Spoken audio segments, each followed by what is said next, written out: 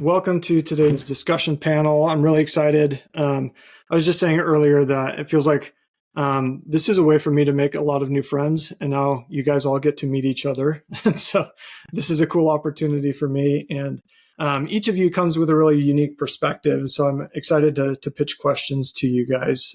Really looking forward to it. Wanted to connect with you in a more direct, interpersonal way. And so this is one way that we can do it, even though we're across the country or across the world from each other. Dr. Stockwell, would you mind introducing yourself? I'm Alexandra Stockwell. I'm a physician. I'm no longer practicing medicine. I am a relationship and intimacy coach.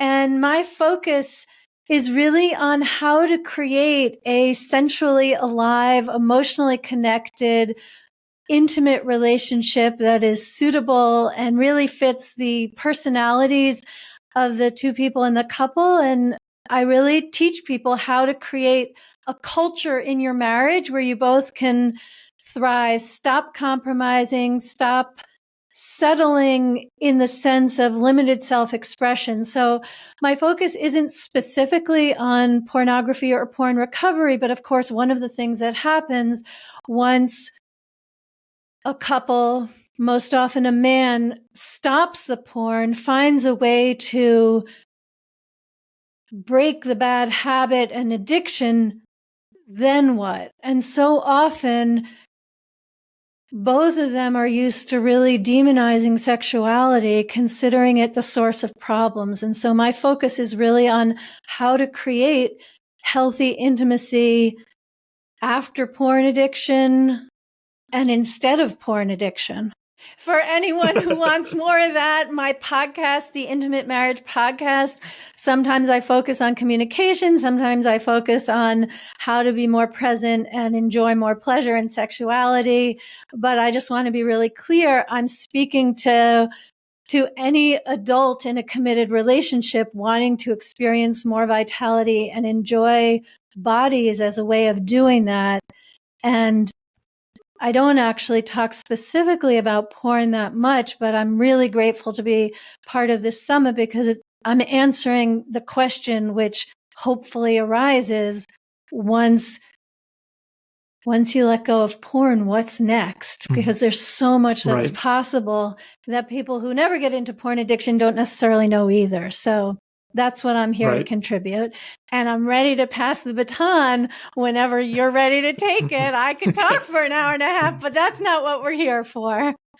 I'll take it. Yeah. Okay, hey, thanks you so got much. it. Yeah, no awkward pauses. Although I'm a big fan of awkwardness, that has its role. Sometimes because it's therapeutic. If you try to avoid it, that is a real limitation in having great sex. So awkwardness has its place. And back to you. Okay, Bob, how about you? Would you like to introduce yourself? Sure. I'm the guy that messed everything up. I went down the rabbit hole. I spent 18 years addicted to pornography and looking for sexual reprieve from all of the stress or all the anxiety or all of the limiting beliefs inside of myself.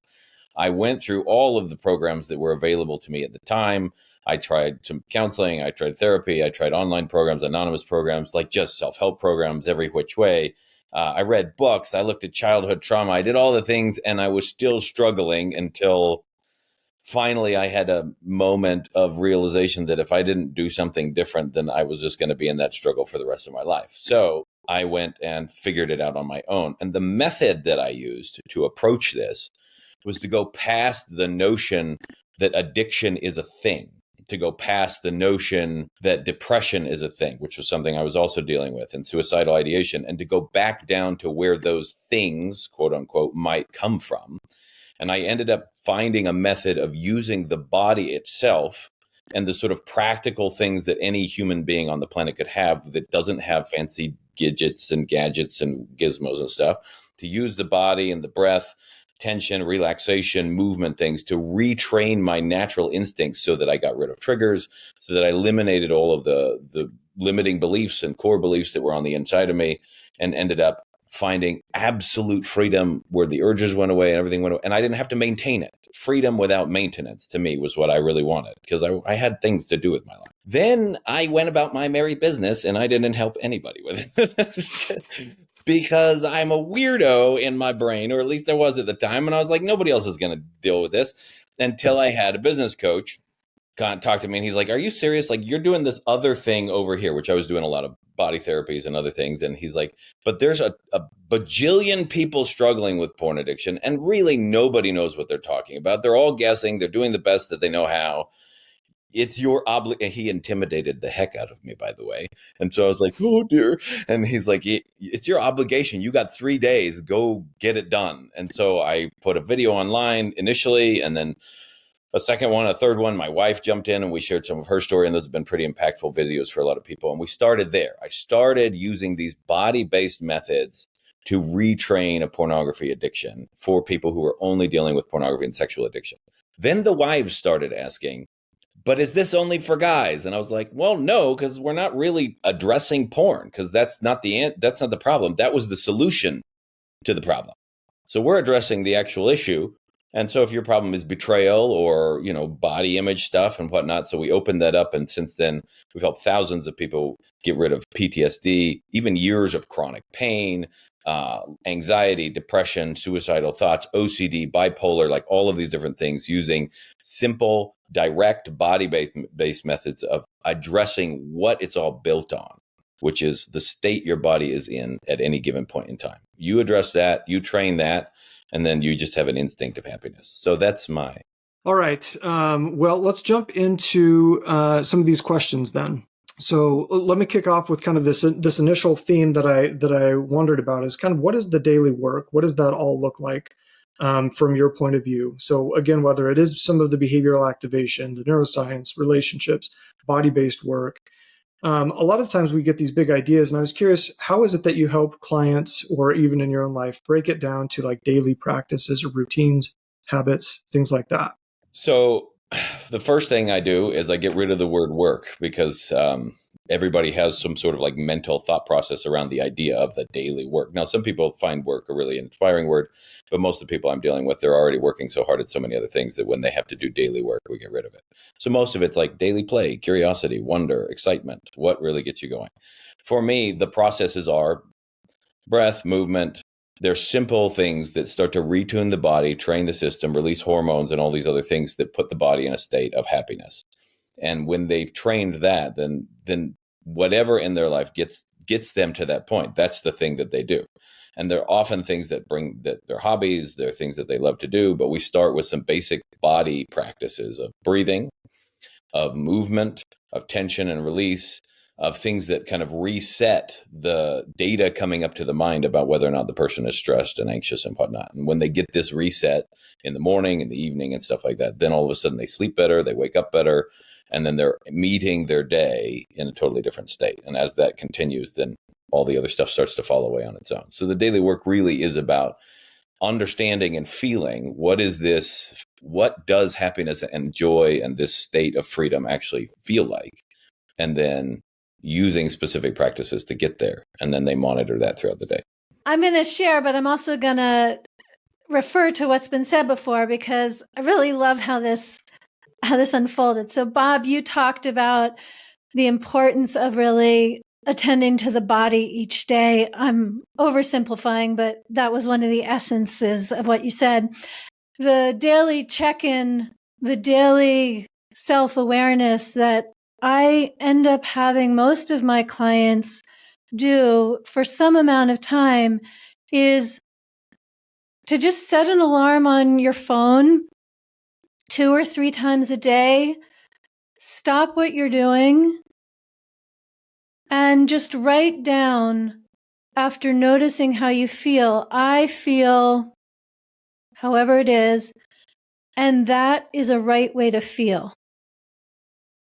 I feel stressed, and that is a right way to feel. I feel anxious, and that is a right way to feel. I feel tentatively happy, and that is a right way to feel. And the majority of my clients are high achieving, very educated professionals who are used to taking problems by the horns and creating good results. And the thing is that most of us don't even know what we're feeling. We know good, bad. When I personally first did this exercise and I thought, how do I feel? The way I felt was that I wanted the house clean. That is obviously not a feeling.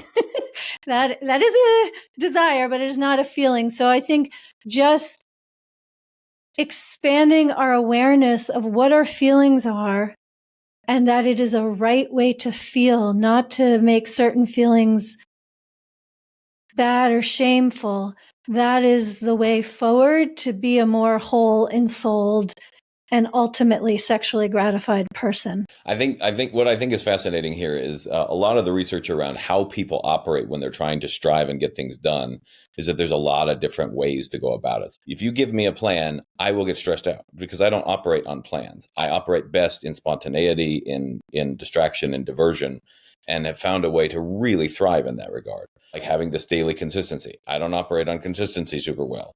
And so like you would look at each different person's approach and you would see, holy cow, this person's saying you got to go this way. That person's saying you got to go this way. And I would say there are people on the planet, everybody functions a little bit differently. Some will thrive. Like I really do really well with the body stuff. And so because it helped to get rid of emotion, which is a lot of the drivers, from being this like, oh, I'm feeling anger as if it's a thing. Well, what exactly am I feeling?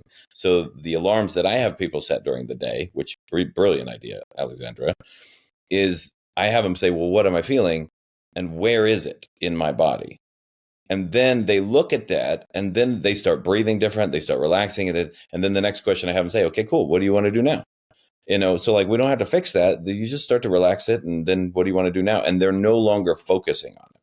For me, particular, one of the big things I try to get the clients that I'm working with to do is to shift their focus from being in recovery, because there's nothing wrong with them. There never was.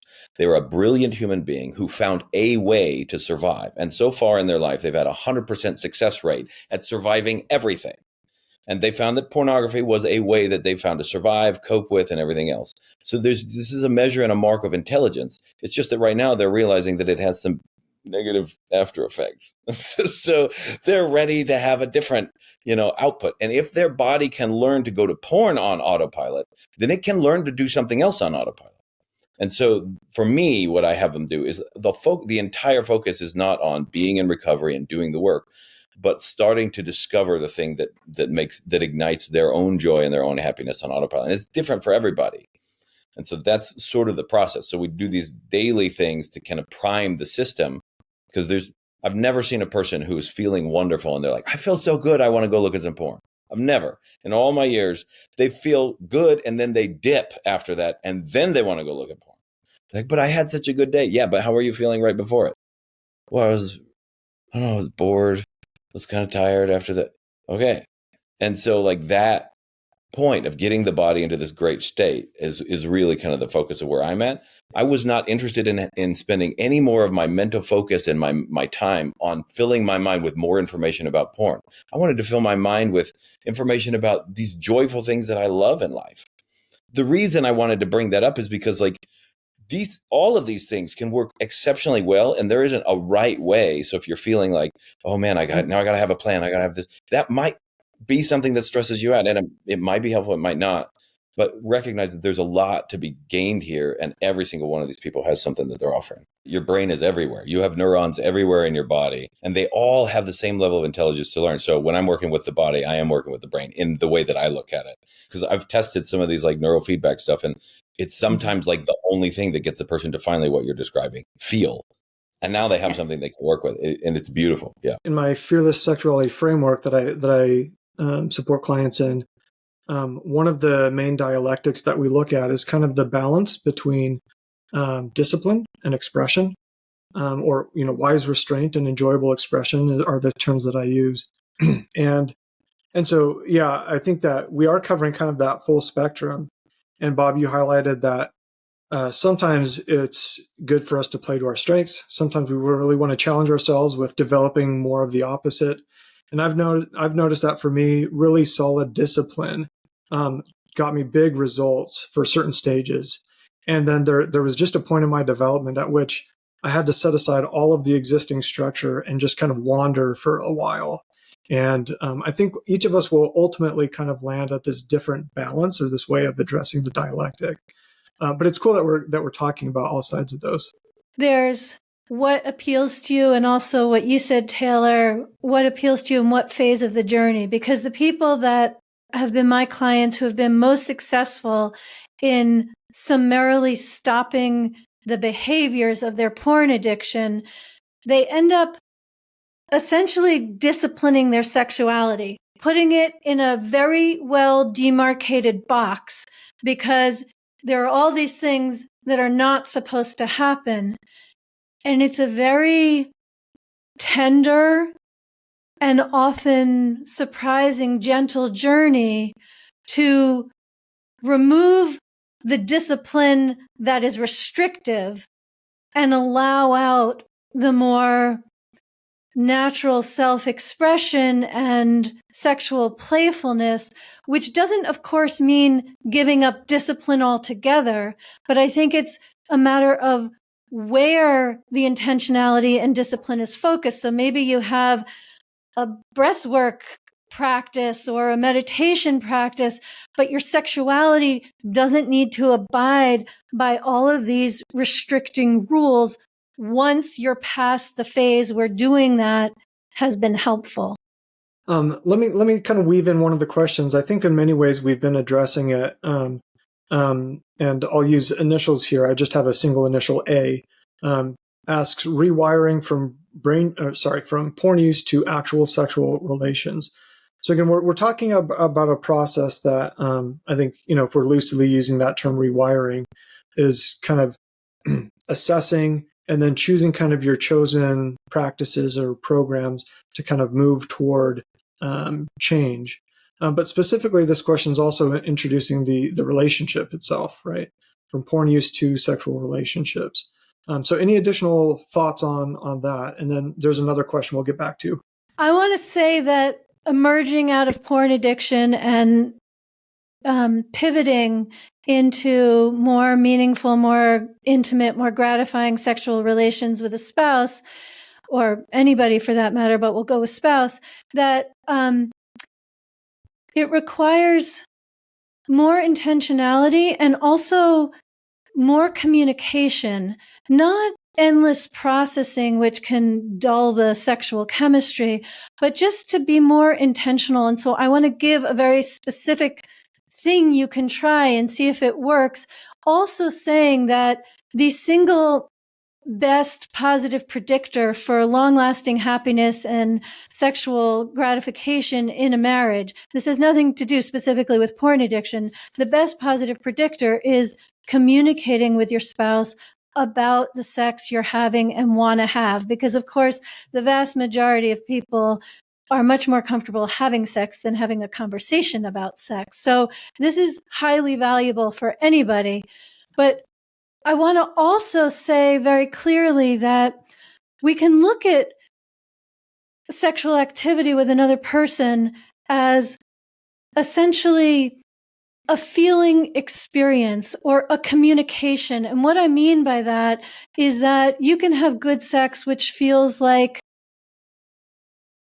I'm feeling tender today. Or you can have good sex, which says, let's have an adventure. Or you can have good sex, which is a communication of, I really cherish you. Or you can have good sex, which says, I want to feel more alive. Whatever it is, those are some variations. And so for the person who asked this question, one possibility, if you're able to have the conversation, is to say, what kind of communication do we want to make to one another? And then go ahead and have the sex that expresses that. And that creates a little bit of structure and lots of open-endedness. And it allows you to bridge the gap of disconnection, which naturally happens as you are healing from your porn addiction. I want to second what Alexandra was mentioning. Communication was huge. When I could say, hey, I'm a little nervous about my size. I'm not sure I'm actually going to satisfy you. That was a really awkward conversation to have. But then my wife was able to say, no, I actually really enjoy it. She just doesn't enjoy it the way the people in the porn videos do. So my capacity to measure that was very, very different because, it was like Disney movies when I was growing up. So it was like kissing was everything. And then it was porn movies after that. Mm-hmm. And so, there's a certain expectation. And I didn't realize that my wife doesn't operate that way. And so that the communication is huge. One of the things that I realized also is that my vocabulary was like the sexual vocabulary was the vocabulary of a sitcom, like grunts and like 300 words versus Shakespeare, which is like 25,000 words. And so I was like, how can I increase the physical intimacy vocabulary between me and my wife? So I, like, when we went to bed, every time I would just have my hand touching her at some point in time, just so that there was physical contact.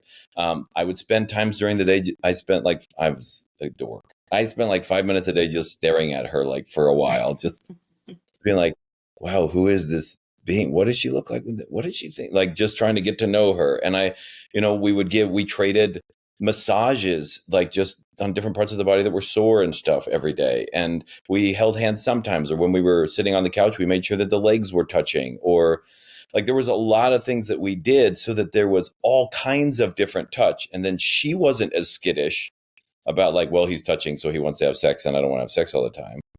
And at the same time, I started to develop a certain confidence in, like, these are things that feel really good. And it's an ongoing process. And I have had moments in sex where I've just broken out in tears because something healed inside of me because of something my wife did in the middle of it as we continued to explore. And the exploration has been slow and very, like, tentative all along the way, and is beautiful. But you just kind of, like, increase your vocabulary of physical touch, and then I increased my vocabulary of communication. And sometimes the communication is hard, so we had to do it via email because I couldn't bear to look her in the eye while we were doing it. And email saved our marriage. So there's a lot of places to start. And then the part about, like, using porn for gratification, just a mention here is that one of the things that I work heavily with is the ability for people to separate their direct perception of something from their interpretation of it. And when you can start to see what's happening with pornography directly, like, oh, wow, I'm holding a chunk of metal and glass and there's lights on a screen. And, if I were zoned out because I was thinking about something else, none of this would be affecting me. That's all that's happening. And all the rest is I'm doing. So I'm actually making all of this data into pornography, which gives me control over it. And I don't have to be controlled by the billboard. I don't have to be controlled by the advertisement. I don't have to be controlled by this little thing on the screen, because, like, it's just bits of blinking lights. And when that dawns on me at a cellular level, all the way down through my whole body, and not just in my brain, it no longer, like, the temptation goes away. And then now you have a really great, clear platform for abstinence. It does really affect how your brain functions in a huge way. So I just want to underline what you said, Bob, which I refer to as non-sexual physical touch, especially in a marriage where porn addiction has happened and disconnection, both for your spouse and for you. Becoming more fluent and familiar with non-sexual physical touch without it implying there's an orgasm for somebody. Just non-sexual physical touch for its own sake is the nutrition that contributes to the better relationship, sexually speaking. So yeah, we've got a whack-a-mole question that I want to get to, but I want to continue this until we've shared all we needed to. And there was an additional kind of supplemental question of love versus lust. My initial thought on that was that this can get very confusing because, feel free to disagree with me, but in my experience, a sexually aroused state is a sexually aroused state. And so, when I was growing up, I kind of thought that there was, like, the dirty stuff that happens in pornography, which feels a certain way, and then the holy, sacred stuff that happens, with a partner or something like that. And it felt odd to, feel sexually aroused in the presence of someone that I loved. And I was used to that being with, more distant relationships or through pornography itself. And so for that feeling of arousal, I think, is where it gets confusing. I think sometimes people are looking for, like, this is probably going to feel different with my wife, right? But you guys are speaking to there's a lot of context around that sexual arousal. The pornography dynamic doesn't include as strong a relational element. It doesn't include the reciprocity. It doesn't include, shared history. It doesn't include the full exchange of emotion. And so I think it does feel quite scary for people to learn how to feel that arousal state in the presence of another person, because it's such a vulnerable place. It's such a scary thing to experience, particularly, with someone that we care so deeply about. And so I just wanted to throw that in there, that the arousal state might still feel sexually arousing. And yet there is some context around it that makes it incredibly different when we're relating to pornography versus when we're relating to the person we live with. I just want to speak to the woman in the heteronormative circumstance with the man who's porn addicted. The phenomenon that you just described is called the Madonna whore complex, although I wanted to define it because I used that once casually and people thought I was referring to the singer Madonna, and I am not. The Madonna whore complex refers to Madonna, meaning Mother Mary, this virginal creature, that virginal woman that is profoundly loved, versus the whore, which is where the sexuality happens and it's sinister and taboo and dark. And for the ensouled, evolved woman, she wants to be both and more than that. And it is really, really limiting to just interact with her as the Madonna. Some women may well want to be interacted with as a whore, but we don't have to go that far. But just that, I think it's really important to remember that your wife has a whole spectrum of sexual expression, which she may be yearning to express and have honored, or she may not have tapped into it yet. But this really is a journey that can be taken together in a man learning to honor his woman's sexuality. There's a lot in that process for both of them. I would add one more piece to this, which is if it feels like this kind of sexual relationship you need this for your own happiness, then there's some kind of connection to that needs to be addressed, because happiness is not only contingent upon sexuality. There's a vast spectrum of human experience that leads to joy, that when you're in that space, then you're not needy when you're in the bedroom. And then that opens up a totally different possibility in terms of experience, because it's now just this, like, we get to be together instead of, no, we have to do this thing because this is the marker of, this is what a good relationship looks like. This is how often we should have sex every week, or this is the kind of sex that you should have. All the comparisons that I had in my head, listening to other guys, them talking about their sex life, this guy bragging about that, and this, success. He's successful now and he has money and this is how he operates, with all that stuff. That leads to, my wife did not know what I had in my brain, but her body knew what I had in my brain, and it was very resistant to it. And then as I kind of found joy outside of that, then her body stopped resisting, and then it was a very different conversation. So don't let all of your joy rest on. I think there's something that is normal, natural, native about male sexuality that is typically not appreciated, that the porn industry has tapped into and perverted with the voyeurism. And to put it quite frankly, there's a lot more get off for men in being the witness to their women's sexual pleasure than is conveyed in our societal conditioning, plus or minus porn. So what that means is that both men and women expect men to need their orgasm to ejaculate. And that's, but if both men and women, and this is takes a lot of courage for women too, if both men and women, especially after porn addiction, but not only, put their attention on what the woman's experience is, on pacing things for her pleasure and her sensual presence, that really is a path to incredible sexual gratification for both people. And I really want to emphasize this, that if a man hears this and thinks, oh, okay, I'm going to make sure to prioritize my wife's pleasure and then I get some, that is not at all what I am saying. I'm saying prioritizing your woman's pleasure is your pleasure as you allow that to happen through feeling intimate and connected. And yes, then of course you get yours, but you're getting yours while she's really enjoying herself too. Alcohol and porn, strategies different for both. And we can kind of expand, of course, what's unique about pornography and what's similar to other compulsive or entrapping behaviors from your points of view. Yeah, so I'll speak from my own experience. One, no porn, so lots of sugar.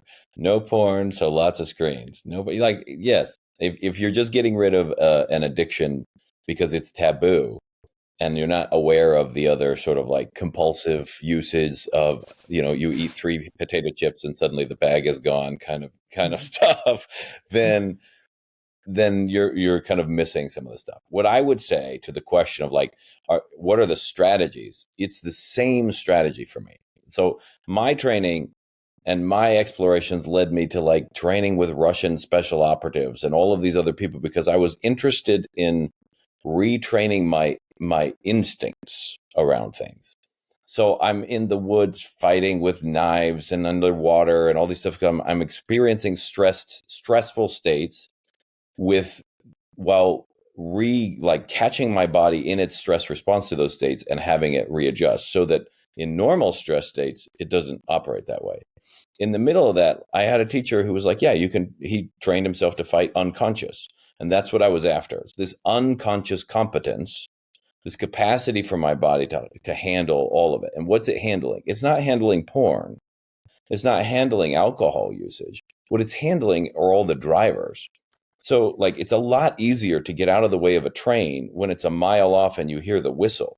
But if you've got your headphones in, you're jamming, you're looking at the ground and you're standing on the train tracks and you only notice it because like you turn your head to the left and it's 10 feet away, you're going to get hit by it every time. So to develop the internal awareness inside of where your body starts to become uncomfortable. And I mean this in the most basic sense of the term. It could be physical discomfort. It could be dehydration. It could be hunger. It could be emotional discomfort, any of it.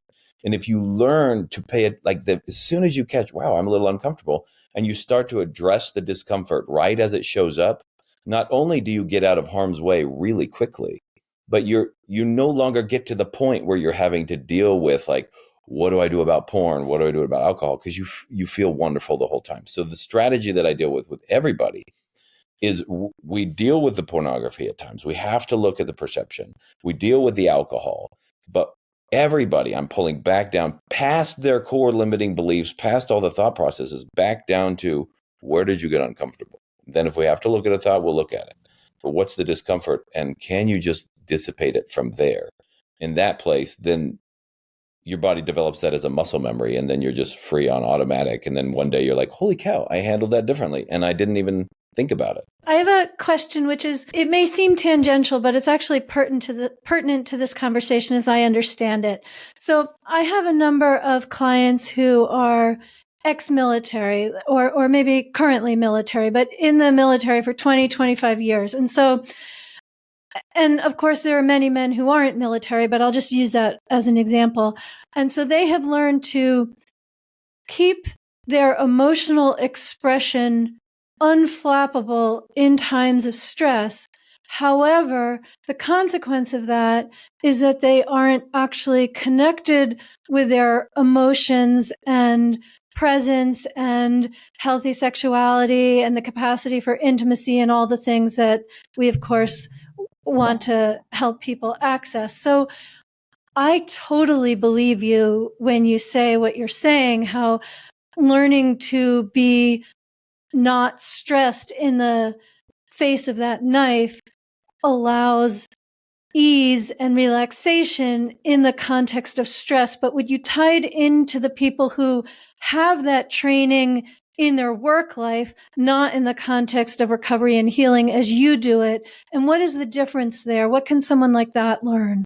Yeah, so the difference is in the training itself. So the people that I deal with who are like either first responders or security personnel, or they got a lot of post-trauma and all this other stuff. The military basically teaches like two emotions, yes sir and F you, and so